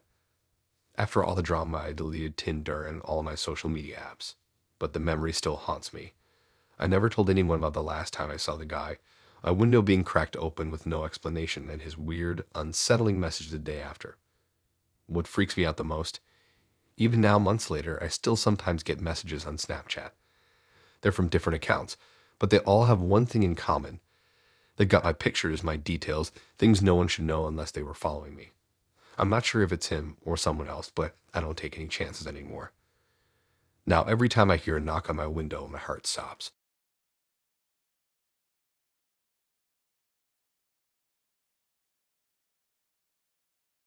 This is probably going to sound insane, but I swear it happened. I don't know if it was just some sick prank or if I was actually being watched, but I'll never forget it. It started when I joined a new dating app. It wasn't anything fancy, just Tinder, but I had just moved to a new city, and I figured I'd try it out. I never thought it would lead to something so messed up. At first, it was all normal, just the usual swiping and matching, the usual small talk, nothing out of the ordinary. That's how I ended up talking to Mark. He wasn't my type, but he seemed nice enough. We talked for a few days, and it was just the usual banter. We joked about the cheesy lines people use in their bios and shared memes, stuff like that. Pretty harmless. I didn't really think anything of it, and I figured I'd delete the app in a few days, and I usually did. But then he started texting me outside of Tinder. It wasn't that weird at first. He had my number because we talked about it in the app, but it was different now. He started sending random messages like, "How's your day going?" Or "What are you up to right now?" And it didn't really bother me at first. I thought maybe it was just a habit for him. But the frequency of these messages started to pick up. Every few hours, I get something, and it was like you couldn't take a hint. Then one evening, I was out with some friends at a bar, and I was having a pretty good time, not really thinking about Mark anymore. That's when I got a message from him that caught me off guard. It said, "I see you're at the bar with your friends. I'm not far behind you." I stared at the message for a second, wondering if it was some weird coincidence. Maybe he was in the area, maybe he was just making a joke. But I didn't like the feeling in my stomach. It was like a switch had flipped, and suddenly, this didn't feel like the harmless conversation it had been. I didn't reply, I couldn't. It wasn't until I went to the bathroom a few minutes later that I realized I wasn't just paranoid. I saw someone standing in the doorway, someone who was definitely not supposed to be there. They were just standing there staring at me. I didn't recognize them, but the more I looked, the more I started thinking that maybe it was him. Mark, the man from Tinder. My heart was racing. I tried to act normal and walked back to my friends. I texted Mark back with something vague like, "What are you talking about? I'm with my friends." I didn't get a reply right away, and I felt better for a second. Maybe I was just imagining things. But then the text started again, and the next one made my blood run cold. "I saw you leave the bathroom. You looked good tonight." I froze. There was no way he could have known that. There was no way he could have seen me unless he had been right behind me the whole time. I looked around the bar, but I didn't see anyone who looked out of place. It was packed with people, but I couldn't shake the feeling that I was being watched. I blocked Mark. I blocked him everywhere, on Tinder, on my phone, everywhere. I deleted the app. I was done. But that didn't stop it. The next morning, I got a strange email. It wasn't from anyone I knew, but the subject line was "Let's meet up." I almost didn't open it, but my curiosity got the best of me. When I did, it was just a picture of me, clear as day, standing outside the bar the night before. And under the picture, there was a message that simply said, "I know where you live." I immediately called the police. I had no idea what to do.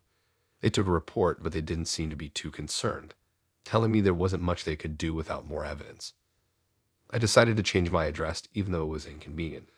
I moved into a new apartment, hoping that would be the end of it. But things got worse.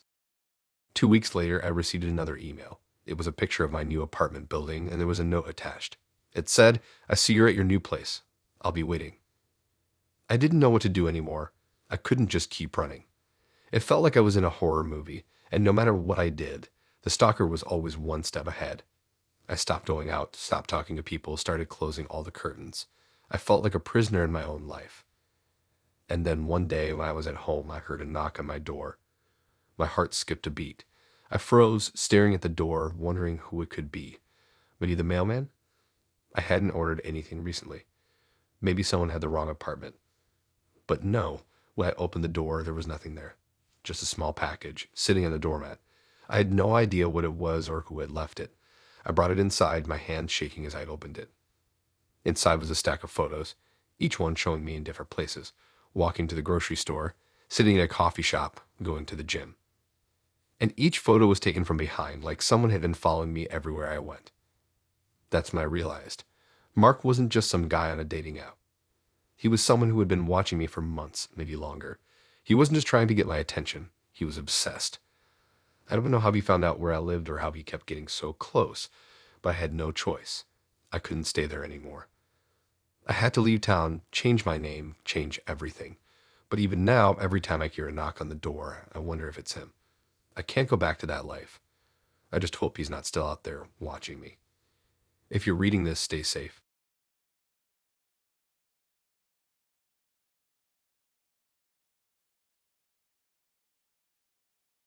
All right, so I've got to get this off my chest because I still can't shake off what happened. You know how everyone talks about those weird interactions on dating apps. Well, I thought they were just annoying or awkward at most. Nothing that could actually scare the living hell out of you. But yeah, here's my story. And I'm not even exaggerating when I say it turned into a nightmare. So to start with, I was on Bumble. I wasn't looking for anything too serious, just someone to chat with, maybe get some company. I had just gotten out of a relationship, so I wasn't in any rush to jump into anything, but it was just nice to talk to people.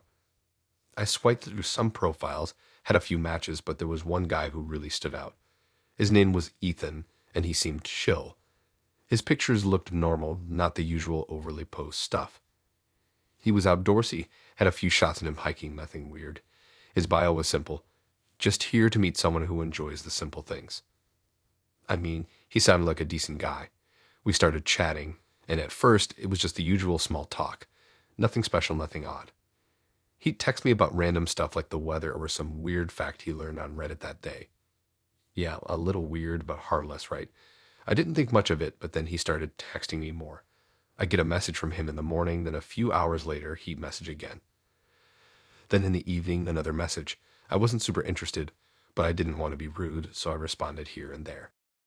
Things started to feel off, though, when one evening he messaged me at 10 p.m. saying, "I know you're home. You should look out your window."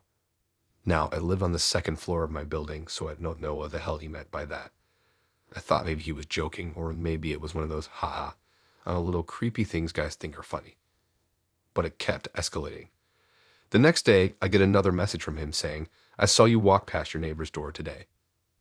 At this point, I was freaking out. He had to be outside my building or something, right? I didn't think much of it at first, but I started feeling like I was being followed or watched. It was so subtle at first. He never outright said, "I'm stalking you," but it felt like he knew my every move. So a few days passed, and I decided to just block him on Bumble. I thought, that's it. No big deal, just move on. But the messages didn't stop. A few days after I blocked him on the app, I had a text from a random number. I was hesitant to open it. When I did, there was a photo attached. It was a picture of me walking into my building, taken from across the street. I didn't even realize I was being watched. The message read, "Did you really think blocking me would stop anything?" I went cold. I had no idea how he got my number.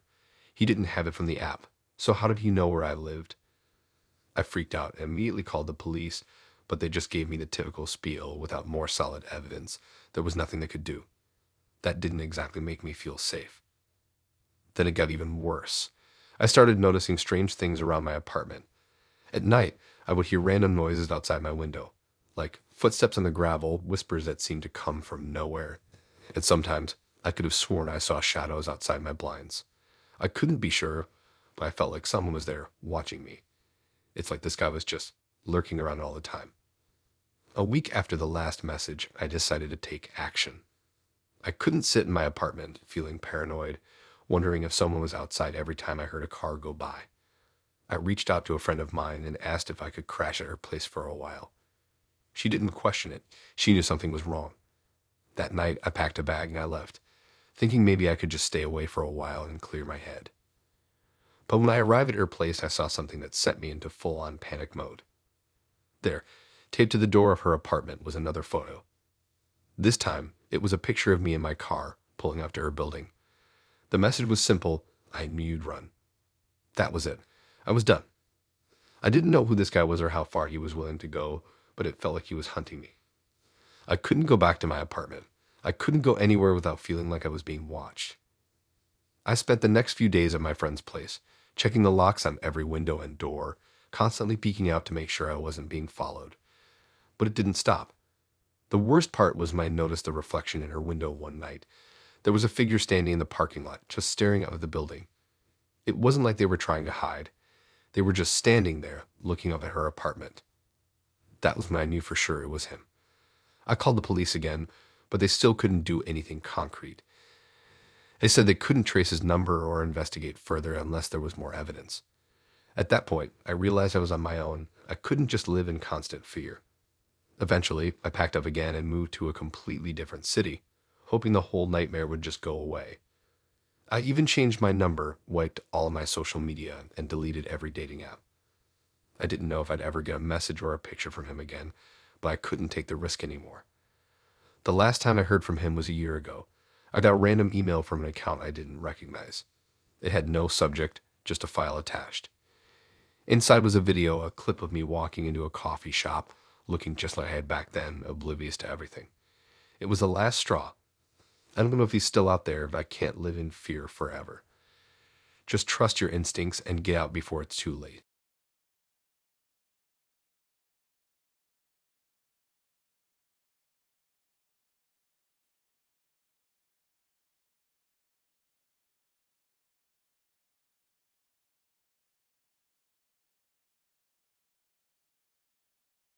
Okay, I'm about to tell you something that still haunts me.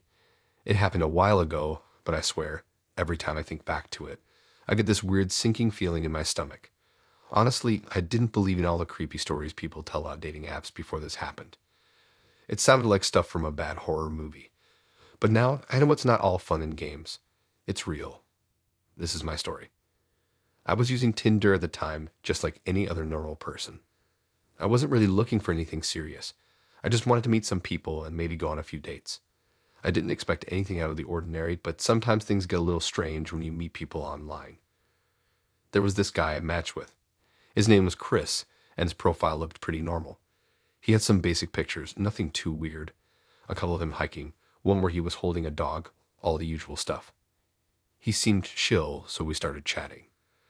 The conversation wasn't anything special at first, just the usual, hey, how's it going? And what do you like to do for fun stuff? But then, as we kept talking, things started to feel off. He'd ask really personal questions, but not in a flirty or casual way. It was like he was trying to dig deeper way too fast. Do you live alone? And do you like being home at night? I thought it was a little weird, but I brushed it off. Some people are just curious, right? But then, one night, it escalated. I was at home chilling when I got a message from Chris. It was a picture, a blurry one, but I could make out the outline of a person. The caption was simple, I'm right here. At first, I thought it was just some weird joke, but as I looked closer, I realized the person in the picture was standing outside my building. I froze. How did he know where I lived? I never told him my address, and I was pretty careful about that kind of stuff. I didn't even know if he could have tracked it down through my social media, but it felt like too much of a coincidence. I quickly blocked him on Tinder and thought that was the end of it. But of course it wasn't. The next day, I started getting messages from a number I didn't recognize. At first, I thought it was just some random spam or maybe someone who had the wrong number. But when I opened the message, it was another picture. This one was even clearer than the last, and it showed my apartment building from the street across. The message read, I see you. Now I was officially freaked out. I didn't know what to do. I tried to ignore it, hoping it was just some sick prank, but it kept happening. Every few days, I'd get another picture, a little closer each time. I was getting paranoid. I didn't even want to leave my apartment, worried he'd be waiting outside. And then one night, I heard it, the sound of footsteps outside my window. I had been hearing things like that for a few days, but this time it was different. The footsteps stopped directly under my window. I looked out through the blinds, but there was nothing there. I couldn't see anyone. It was so quiet. But I knew someone had to be there. I could feel it. I felt like I was being watched. I checked the locks on my doors and windows like 1,000 times just to make sure everything was secure. A few days later, I got a message from the same number again. This time, there wasn't a photo attached. Just a message that said, You don't have to be afraid. I'm close. Just look outside. I couldn't help it. I looked. And there he was. I could see him standing in the shadows across the street, barely visible, but I knew it was him. He wasn't even trying to hide at that point. He just stood there staring. I didn't know what to do. My heart was racing and I felt paralyzed. I didn't know whether to call the cops, whether to leave, or just hide. The whole situation felt surreal, like a nightmare I couldn't wake up from. I stayed inside, locking everything up until I couldn't stand it anymore. I called the police, but they couldn't really do much. They said there wasn't enough evidence to make a report, and I had no proof that this person was actually stalking me. It felt like they weren't taking me seriously, and I started to feel completely alone in this whole mess. The whole thing just made me feel like I was crazy for thinking something worse was happening. The messages from that number stopped for a while, but that didn't stop the feeling of being watched. I started seeing things that weren't there. Shadows moving at the edge of my vision. And one night, after I'd been up all night scrolling through my phone, I saw something I wasn't expecting. The picture of me sitting at my desk, looking down at my phone. It was taken from the hallway outside my door. I couldn't stay there anymore. I grabbed a few things and stayed with a friend for a while, hoping it would all blow over. The feeling of someone watching me waiting was too much. Every time I closed my eyes, I saw his face, standing just outside my window. A couple of weeks later, I finally got the courage to return to my apartment. The whole place felt different, though. Even though everything seemed fine, I couldn't shake the feeling that he was still around, still watching me. I changed my locks and stayed inside for days, not answering my phone, not going on social media. It's been months since all of that happened, and things have calmed down. But sometimes I'll get a random message on a number I don't recognize. Sometimes I think I hear footsteps outside, and I'll catch a glimpse of someone standing across the street. I'm always looking over my shoulder, always checking the locks, always wondering if he's still out there. It's funny because I used to think those stories were just urban legends. Now I know better. If you're on Tinder or any dating app, just be careful. You never know who's out there.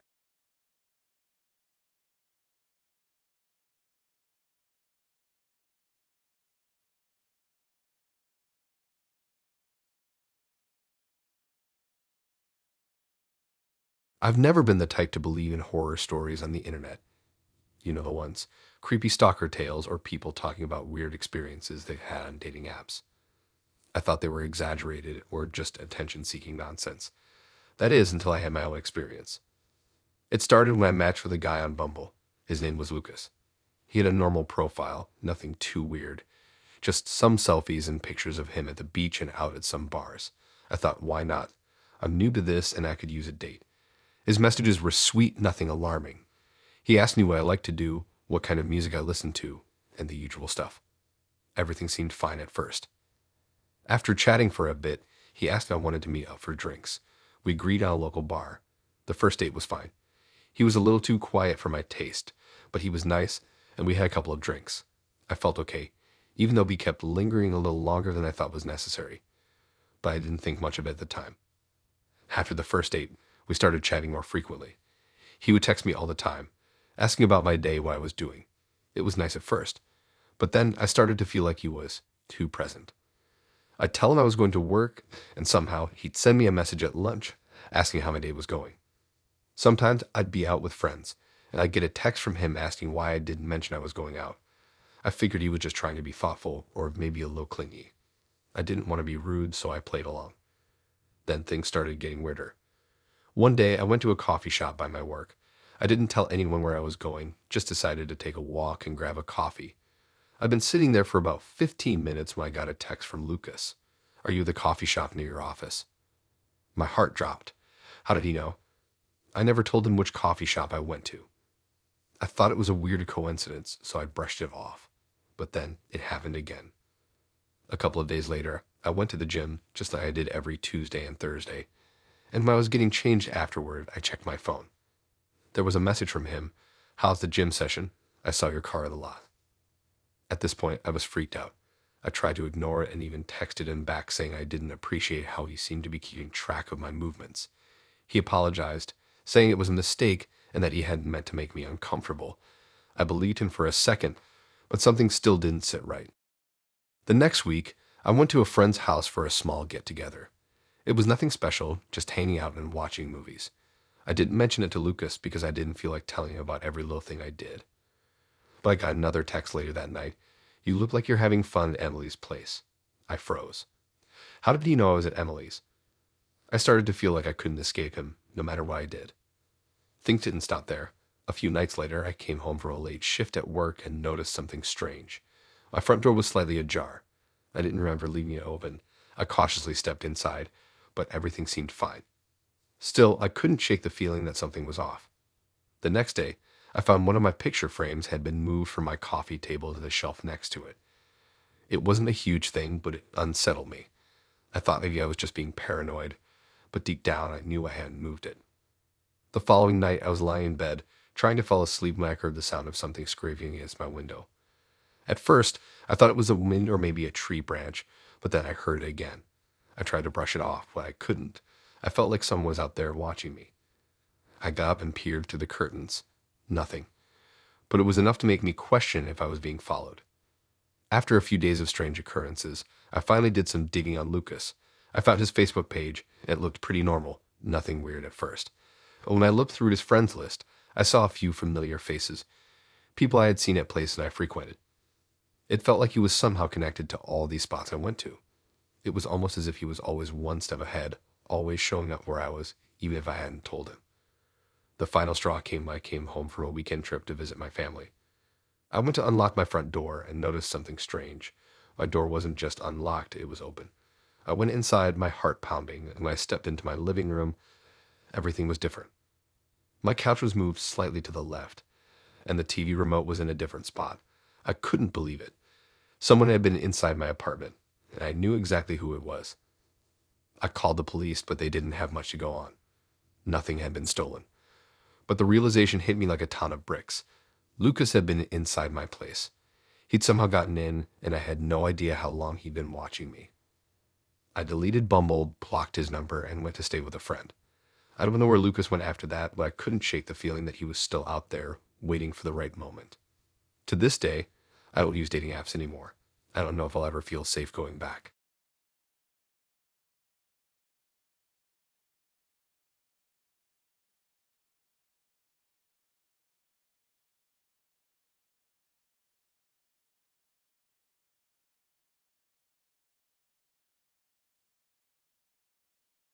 I never thought much about dating apps. In fact, I used to think they were kind of desperate. But after a few failed attempts at meeting people in real life, I figured I might as well give it a shot. I heard True Match was one of the better ones. More people seemed to have actual conversations, and I wasn't looking for anything too serious, just someone to hang out with. At first, it felt pretty normal. Swiped through a few profiles, liked some, didn't get any matches, then eventually one popped up. Emily. She seemed pretty cool. Her profile was cute, not too over the top like some of the others, and we hit it off immediately. We talked for a while, just basic stuff. What we did for fun, what we liked, music, movies, the usual stuff. But then things started getting weird. The first thing I noticed was how quickly the messages started coming in. At first, it was okay. We'd text back and forth, a few messages here and there throughout the day. But then the frequency picked up. It was almost like she couldn't wait for me to respond, constantly sending messages, even when I hadn't replied yet. I didn't think too much about it at first. I was enjoying talking to her. She seemed sweet, and we had some things in common. But as the days passed, it started to feel a little overwhelming. Then she started to ask about things that weren't exactly normal for a stranger to ask. Things like my favorite childhood memory or places I wanted to visit someday. At first, I just thought she was being curious, trying to get to know me better. But I started to wonder why she was so interested in me. And why was she asking these super personal questions so early? A few days later, I was at the local coffee shop I always go to. It was a place I liked because it was quiet and out of the way. A place I could focus and get some work done. I was sitting at the corner table when my phone buzzed. It was a message from Emily. "Hey, are you at the coffee shop on Elm Street?" I froze. How did she know where I was? I hadn't mentioned it to her. I checked my location, made sure my phone wasn't just being weird, but I hadn't shared my location with anyone. My heart rate picked up, and I started looking around the cafe. She wasn't there, at least not yet. I tried to brush it off. Maybe she just knew the place for my pictures or something, but it didn't sit right with me. I told myself it was just a coincidence. But that night, I started going through my messages more carefully. I noticed something strange. Her questions weren't just random. They seemed to be building on things I hadn't shared with her. Things like how I like to spend my weekends at that coffee shop, or how I mentioned once that I like to take long walks by the lake. It was small stuff, but it was starting to add up. The next morning, I woke up to another message from Emily. But this time, it wasn't just a "Hey, how's your day going?" It was something else entirely. "I know you like to walk by the lake in the mornings. I'll see you there soon. It's nice, right? I'll be wearing the red scarf." I stared at the message, a cold feeling creeping up my spine. The lake was another place I liked to go by myself. I hadn't shared that with her either, but somehow she knew. I tried to ignore it and just brushed it off. Maybe she had seen me there once or something. But the next day, I went for my usual morning walk by the lake, and I swear to God I saw her. She was standing by the water wearing a red scarf, just like she had said. I couldn't move for a second, frozen with a sick feeling in my stomach. How had she known? I quickly turned around and left before she could see me, but I was shaking by the time I got back to my car. This was getting way too weird. There's no way this was just some coincidence. The next few days, I started getting messages that made me feel even more paranoid.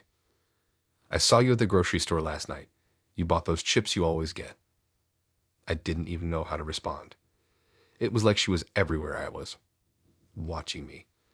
And then there were the things she said that I never told her, personal things. Like how I had a scar from a bike accident when I was a kid, or how I used to have a dog that I had to put down a few years ago. It was like she knew everything about me. One night, I was at home just trying to relax when my phone buzzed again. It was a message from Emily. "I'm in the car parked outside your apartment. Don't worry, I will come inside. But I'm just waiting. You'll see me soon. You always notice me." I immediately ran to the window, pulling the curtains back just enough to peer outside. There was a car parked across the street. It was just sitting there, not moving. I didn't wait to see if she was still there. I grabbed my stuff and left, not even knowing where I was going, just needing to get away from everything. I deleted my account on TrueMatch that night. I thought about reporting her, but who would believe me? How could I prove any of this? All I had were messages, and honestly, at that point, I wasn't even sure if I was still being paranoid or if things were truly as bad as they seemed. I stopped going to my usual spots. I moved apartments. I blocked her on every platform I could think of, but I couldn't shake the feeling that she was still out there, watching. And I can't help but wonder if she's still out there somewhere, just waiting to show up again. The worst part, I still don't know how she knew so much about me.